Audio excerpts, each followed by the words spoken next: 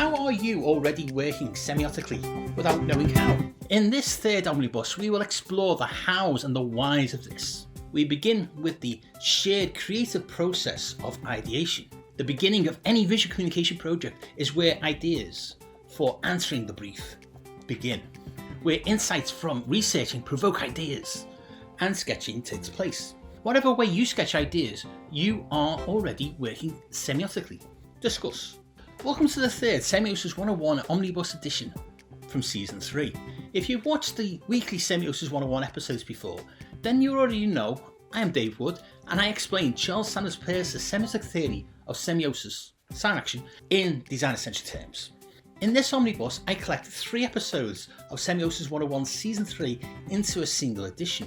These 3 episodes can be watched back to back in this edition on the subject of semiotically strengthening your ideation. Season 3's overall semiotic theme is semiotic encoding, with a focus on how audiences make interpretations.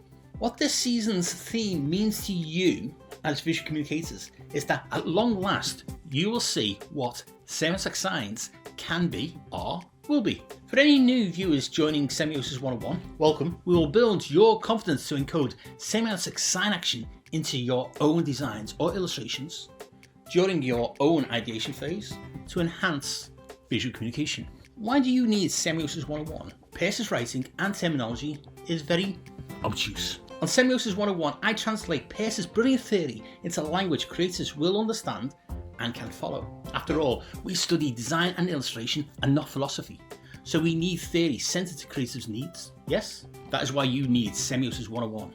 So, subscribe and let us jump straight into semiotic sketching, semiotically strengthening your ideation.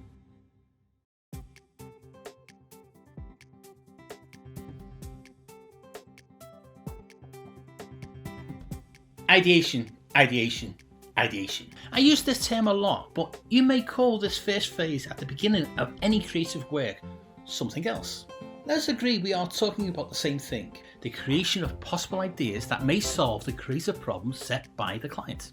Whether this is a design problem of brand X or an illustration problem of create a set of 10 illustrations for this book. It all begins with possibilities rather than definitive final outcomes. Those possibilities come from research-led insights that kickstart the creative process. But let us consider if those possibilities can be enhanced. All creators working commercially have a target audience. This may be defined by the client, or it may mean some research on the creator's part. In semiotic encoding, the audience is key. In Season 2, we spent a lot of episodes. We focused on creatives engaging a lot of time in abduction. No, not kidnapping. Abductive reasoning, the logic of design. This is about forming a logical hypothesis of who your target audiences are. This reasoning, based on research, reveals insights on the target audience's lived experiences. In turn, this provides creatives clues to what familiar qualities and resemblances to known things the audience will perceive, which creatives can then semiotically hack. Peirce says nothing is a semiotic sign until it is first interpreted as a sign. Without knowing what a panda is, an audience would never arrive at an interpretation of a drawing of a panda as a panda. What comes first, the semiotic sign or the image? Let us not think in binary terms. If 3 people look at a pattern of black splodges and perceive 3 different interpretations, the black splodges remain what they are. Perception of the visual element may see the marks either as just random marks or they are meaning bearing. Humans are hardwired to interpret visual elements for signs of meaning. In our distant hunter-gatherer past, it was the daily survival balance between eating something or being eaten by something.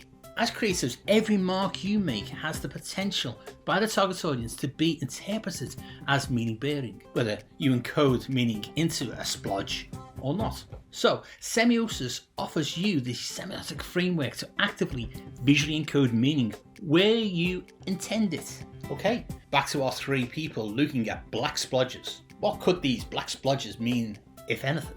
To one person, they just see black splodges and nothing else. They do not perceive anything. To this person, they are not meaning bearing.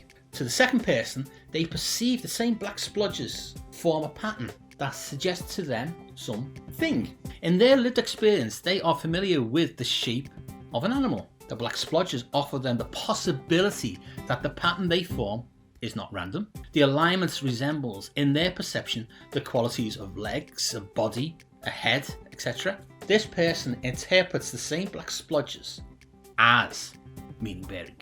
The final person perceives exactly the same as the second person, but in their lived experience, they can go much further in their interpretation than the second person. They go from a possibility to name the thing they see as a panda. These are the same black splodges, but perceived in 3 different ways, with 2 different interpretations, with only one person seeing the panda. It is the panda we wanted them to interpret. Let us flip this example from perception to semiotic encoding of the visual elements. In the drawing of the panda, the creative has used certain marks to form the shape of what we know as a panda. The distinctive black and white markings are crafted in such a way, utilising the gestalt of figure and ground to emphasise a panda. Semiotically speaking, each mark used is individually meaning bearing. Each mark is an encoded semiotic sign. Think of each mark as a micro visual communication building block, which is semiotically functioning at the lowest level of iconic representation. Yes, I know mark also has a meaning in branding. What do we do when we sketch? We make rough drawings and tentative drafts of what we may eventually take to completion. These drawings, in whatever media, can represent features of observed scenes or objects, or conjure up things from memory or imagination. Often sketches are preliminary studies of intention used to problem solve composition, point of view, or other forms of problem solving. Sketching can be observational or purely propositional. Sketching is still in its rough state of aesthetic finish, visual communication. Sketches, however, typically use quick marks and simple lines to capture only the essential elements of the subject matter. A sketch will usually lack many of the details that a finished drawing would have.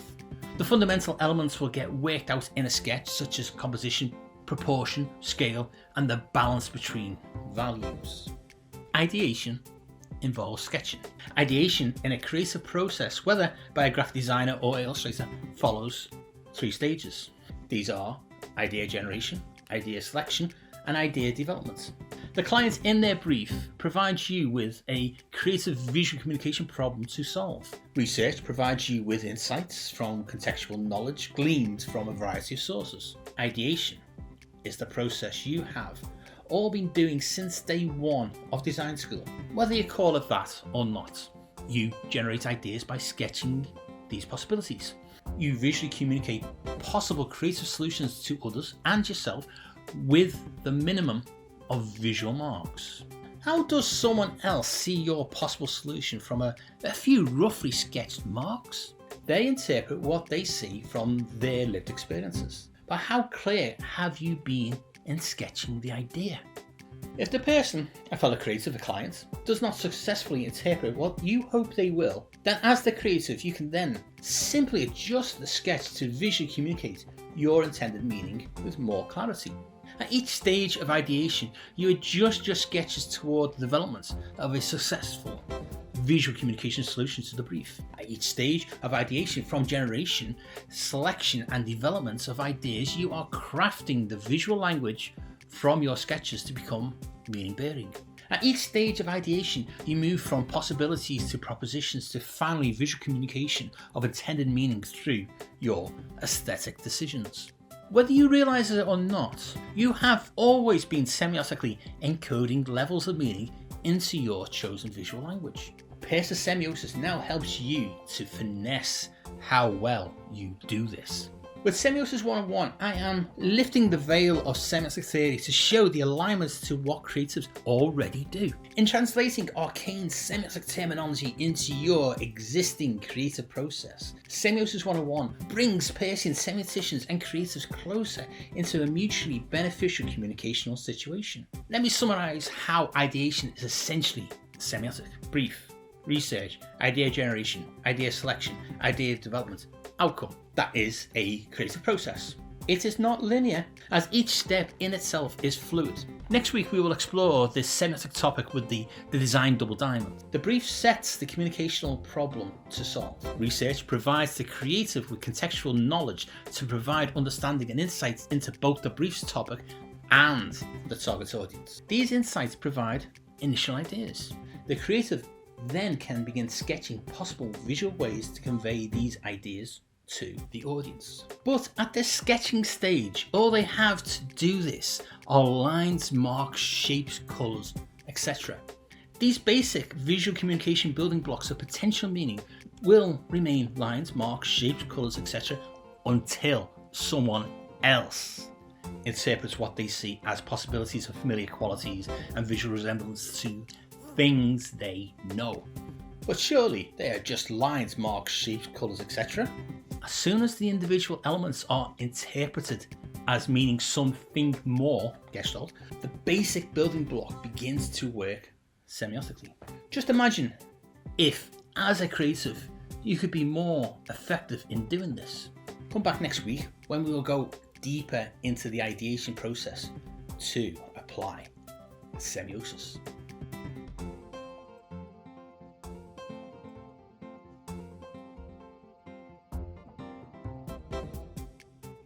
In the context of visual communication, will it take too long to bother encoding semiotic signs? After all, none of those terms mean anything to creatives. The answer to the question is no, as it is just now mindfully tweaking what creatives already do during ideation and sketching. But creatives have a point with the terminology. The terms are obtuse. Semioticians, you know what is coming, off-putting to creative people.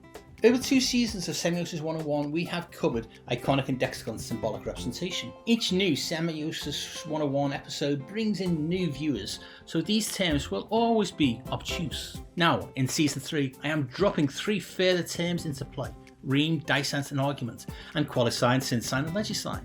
Whatever are we to do about explaining these terms? Do not press stop. Do not panic. We will now contextualize these semiotic terms into your creative practice. Just like during your ideation, there are things that are unknown and then known and provide you with insights to successfully answer a brief. These terms are just like that, nothing more. The ideas behind Peirce's obtuse terminology are what will be insightful. Trust me. So, to first recap on what viewers of Semiosis 101 already know from 2 seasons of episodes. Iconic, indexical and symbolic representation are the 3 levels of how a concept, meaning, can be semiotically represented. Rime, dissent and argument are the levels of how interpretation is made from the semiotic representation. Qualisign, synsign and legisign are the levels that the form the semiotic sign takes to communicate. I'm still sensing incredulity out there. Let me put this in designer-centric terms. When you sketch a possible idea, what are you doing? You are trying to visually represent an idea you just thought of. As I say to my students who are reticent at ideation and want to rush to the Mac and Adobe to do design with their first idea. First, show me. Let's summarise. A creative gets an idea to answer the brief. That idea is floating around the synapses of their brain. The idea is genius, but how to visualise it? The creative makes a mark, a line, a shape, a colour. This begins to crudely resemble the qualities in the idea. This is sketched quickly on paper and is shown to another person. Remember, the creative has total belief their idea, now on paper, is genius. Surely everyone will see from a few lines their genius. The second person looks at the crude lines scrawled on the paper representing the idea that the creative believes to be genius and says, I don't get it. Is the idea not genius? At this stage, it's too early to say. Is the sketching poor? It is a sketch, so maybe, or maybe not. Is the second person an idiot? Absolutely not. So where does the communicational problem lie? Let me quickly append some of Peirce's lowest level terms to this scenario before we move on to resolving this. The creative makes a mark, a line, a shape, a colour. Iconic representation. This begins to crudely resemble the qualities in the idea. Rhematic. This is sketched quickly on paper and is shown to another person. Qualisign. Let us unpack this. The crude sketch is comprised of individual marks, lines, shapes, colours, etc. Once these are perceived as something meaning-bearing, they begin to work semiotically. Sign action has been triggered by the act of perception of someone else. As the creative, you know those marks do bear meaning, otherwise you would not have bothered. You have used iconic representation to try to encode meaning in a few crude lines. These lines suggest familiarity to qualities and resemblances of what defines the idea in your head. The second person cannot open your head and look into what you are thinking, so is reliant on the sketch and its iconic representation to try to understand. They see the sketched lines, these crude patterns suggest a probable interpretation based on their own lived experiences, not the lived experience of the creative.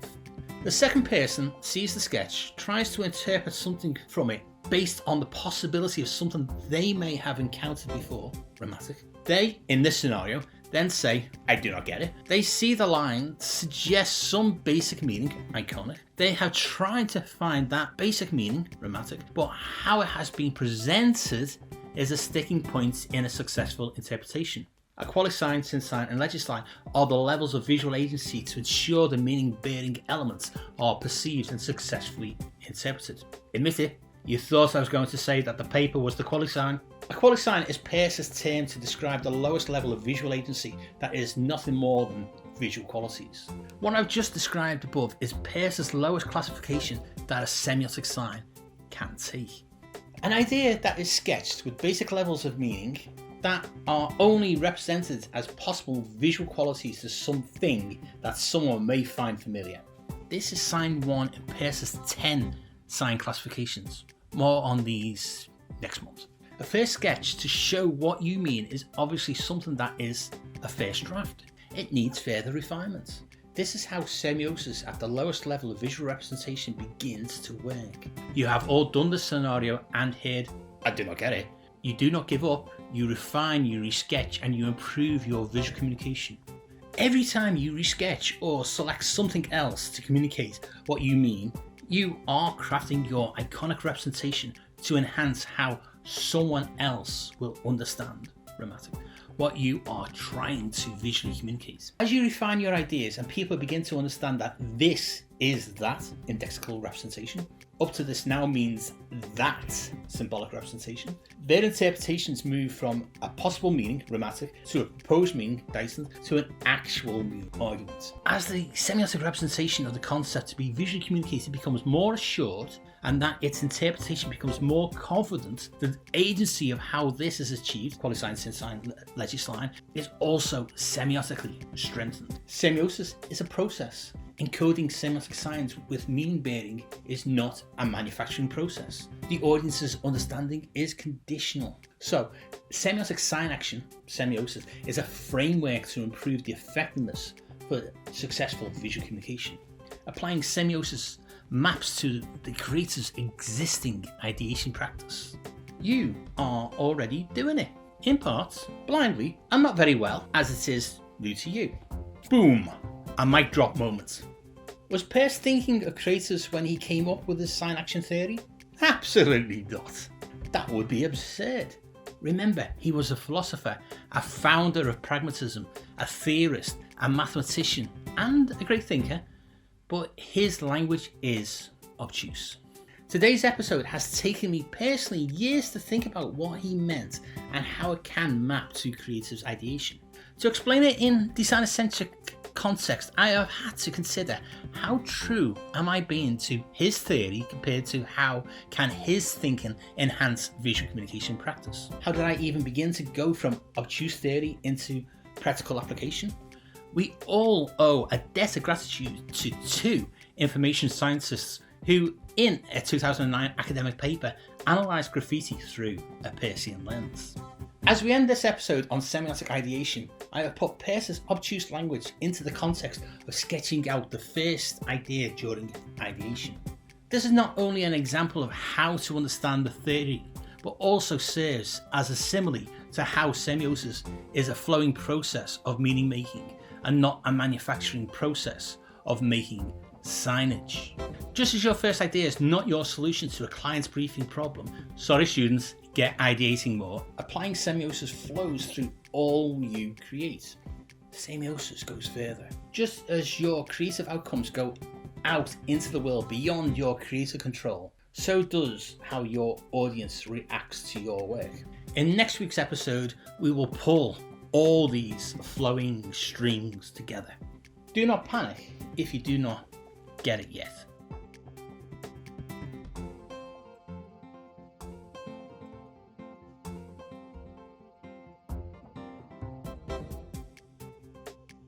In the last episode, I left you all with the revelation that you have already been encoding semiotic science.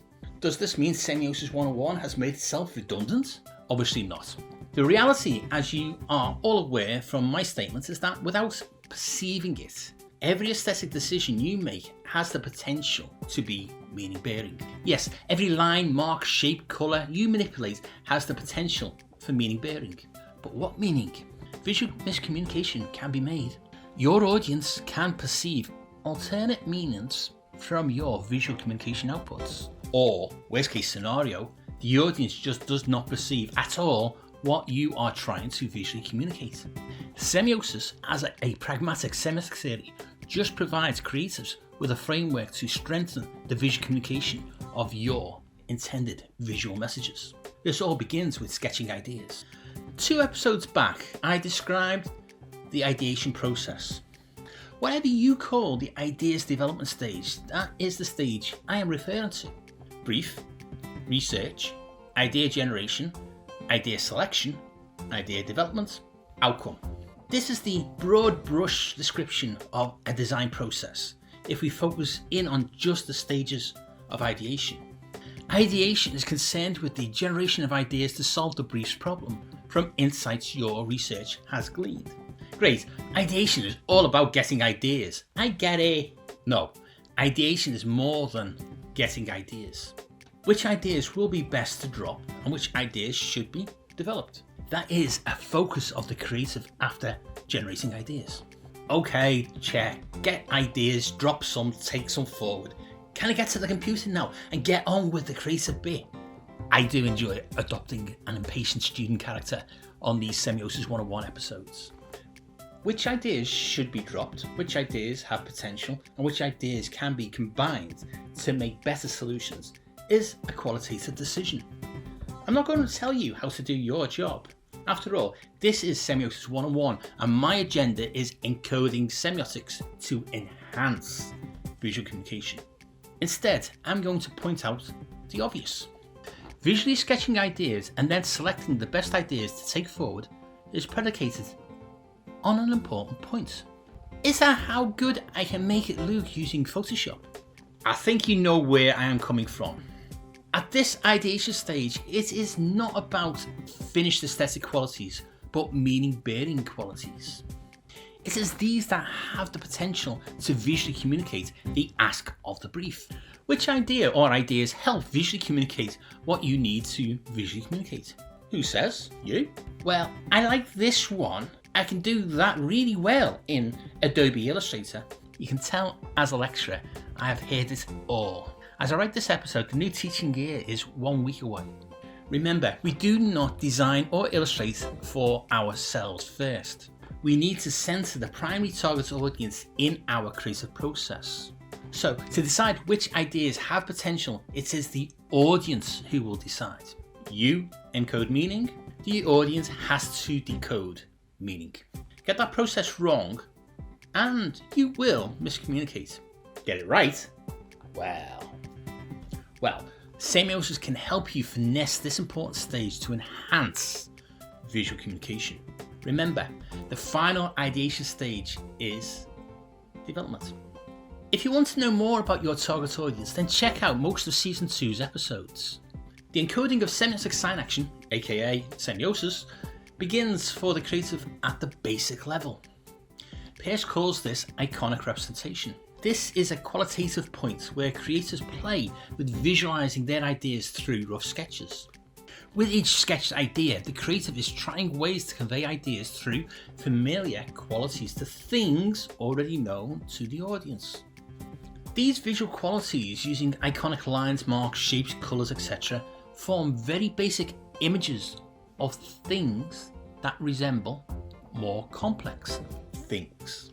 Now you realise this semiosis has a toehold into your existing creative process to gain semiotic momentum. Let us quickly put semiosis and ideation into a design process from start to finish. We will use the Design Council's double diamond diagram. The Design Council's double diamond design process diagram is a great way to frame what any creative does when they work on any commercial job. Whether you are a designer or an illustrator, your individual creative process maps to this double diamond. Let us look at the diamonds as more than a linear process. If it was linear, it would be a straight line. From the starting point on the left hand side of the first diamond, the creative begins a period of researching and initial ideas. This is a divergent phase as the creator's researching and lateral thinking explodes in all directions. During this phase, the creator can also get valuable insights into their target audience's needs and shared lived experiences. These insights will help the iconic representation with likely familiar qualities to resemble known things. In the second half of the first diamond, the creative process enters the second selective phase of ideation. At some point in both research and idea generation, you have to begin to converge. Which ideas would help visually communicate the client's brief concept to the target audience? At this stage, what visual iconic qualities will help hook the target audience's attention? By seeking the answer to this through analysing and selecting the best ideas, the creative can also move forward to finessing their chosen visual language. When we use such a term, it refers to the visual qualities the creative employs to visually communicate. As we can see, as soon as a creative begins to finesse their rough sketched ideas, they are simply finessing the iconic building blocks of visual communication. As a creative begins to develop their suitable ideas toward the final output, whether a design, publication or a set of illustrations, they enter the second diamond. Once more, from a creative position of a suitable idea to develop to publication, the creative enters a second period of divergence.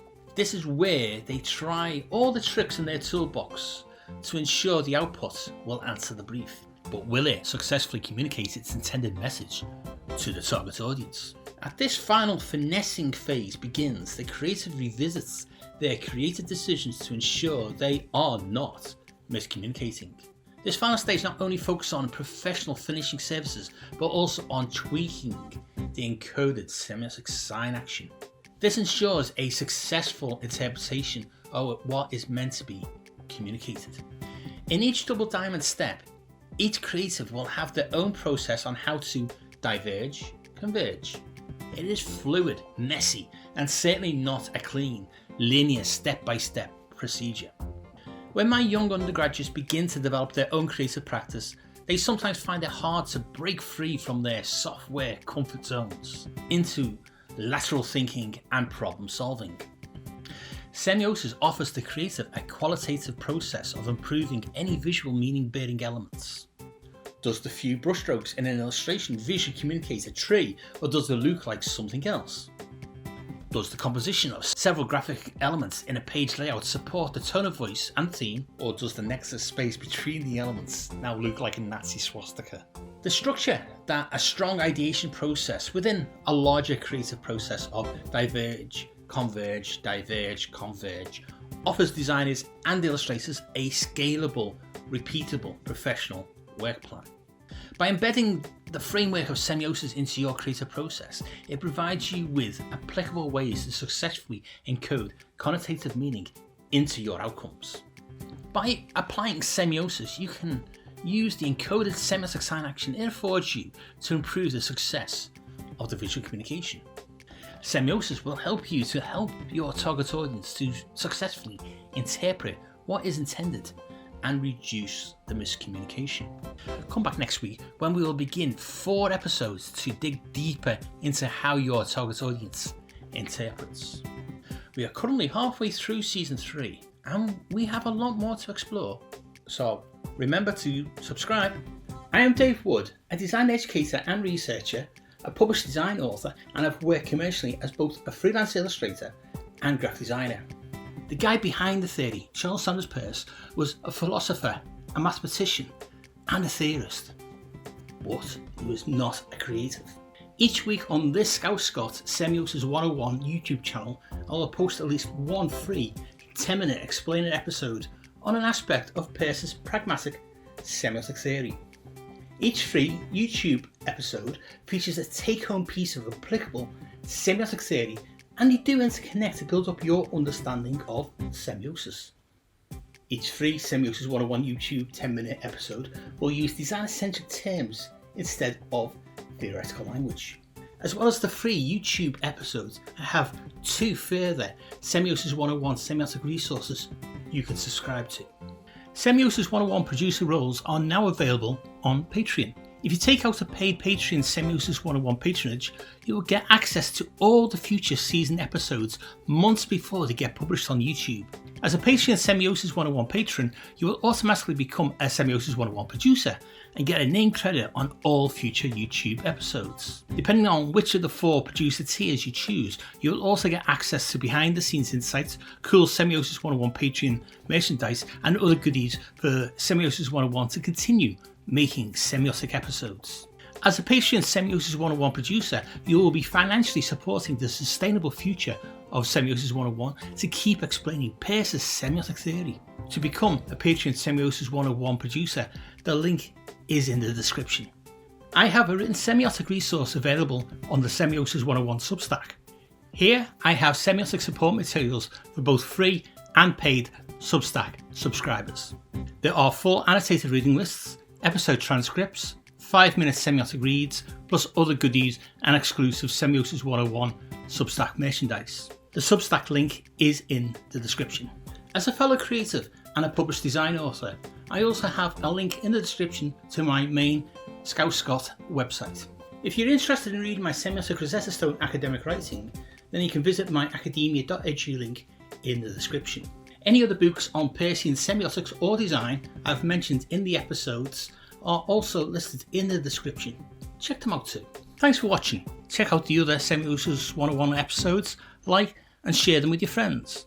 And hit the bell and subscribe buttons to be notified when next week's free Semiosis 101 episode is published. You can also follow Semiosis 101 on the socials for updates. It is at Semiosis 101 on Instagram and Threads. See you all again next week for more Semiosis 101 to help illustrators and designers to enhance your visual communication skills.